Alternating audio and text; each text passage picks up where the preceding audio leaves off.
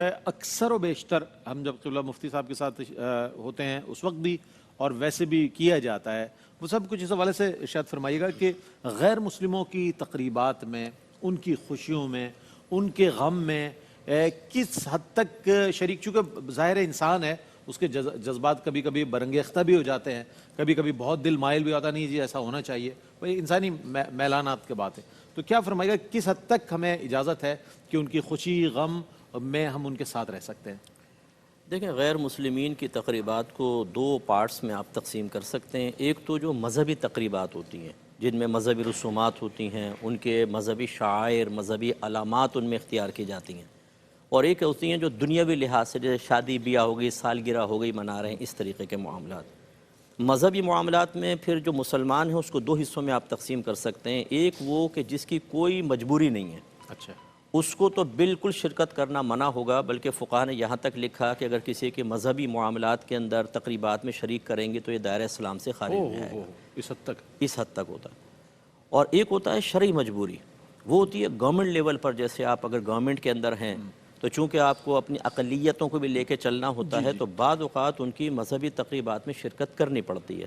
تو وہ شرکت بس اس حد تک ہو کہ ان کی کسی مذہبی عبادت میں انسان شریک نہ ہو، صرف ایک شرکت.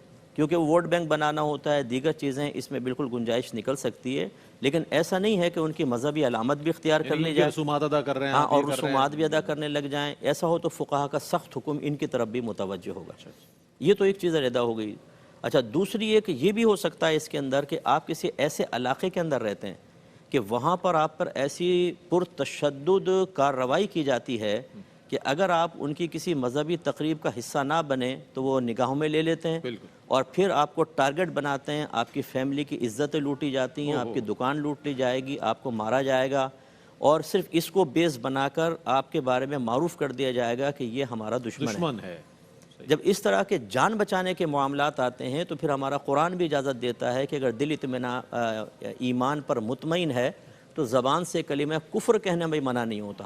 ایسی صورت میں ایک ظاہر رویہ اختیار کرنے میں حرج نہیں.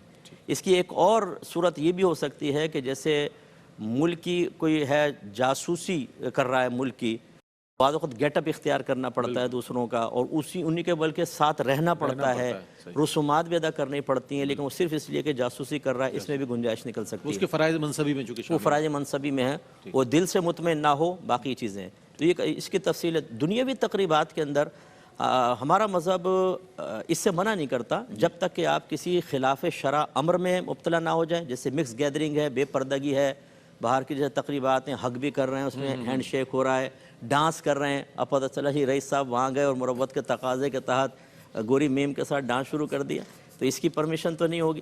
تو یہ کہ بہرحال ایک محلے داری ہوتی ہے. اور آج کل جو گلوبلی ایک اسلام کے خلاف اسلام فوبیا آج کل بہت ہو گیا ہے، تو مسلمان کو ایکسٹریمسٹ فنڈامنٹل قرار دے کر اور یہ جی نفرت کرتے ہیں فلاں سے، اس سوچ کو ختم کرنا، کیونکہ انٹرنیشنل میڈیا اس کے اوپر بہت کام کر رہا ہے. تو پھر اگر محلے داری ہے، جیسے باہر کے ملکوں والے خاص طور پر، ان کے ساتھ اس طرح کی گیدرنگ میں شریک ہونا جس میں خلاف شرع امر کا ارتکاب نہ ہو، کوئی ڈرنک وغیرہ نہ کیا جائے، اور بس لمیٹڈ ان کے ساتھ تعلق ظاہری مروت والا جیسے، اور قلبی میلان بالکل نہ ہو، اس کی بھی گنجائش نکلے گی. لیکن اس کے علاوہ اگر کوئی ایسی شرعی مجبوری نہیں ہے تو پھر احتیاطی کرنی چاہیے، خصوصاً ہماری ینگ جنریشن کو، جنہوں نے اپنے مذہب کی ABC سیکھی نہیں ہوتی، دوسروں کے پاس پہنچتے اور کہتے ہیں یار ہمیں تو ان کی فلاں چیز بہت اچھی لگ گئی. ایسا نہ ہو، اللہ نہ کرے، کہ اپنے مذہب اسلام کی اہمیت کم ہو جائے اور فلاں کے مذہب کی یا ان کی تقریبات کی اہمیت زیادہ دل میں آ جائے اور انسان اسلام سے خارج ہو جائے.